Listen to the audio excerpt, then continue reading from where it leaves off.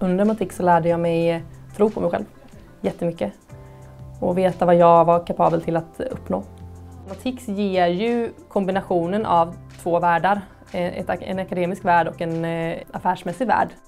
Och där är ju Matix fantastisk och unik i sitt slag. Man kan något när man faktiskt väl kommer ut.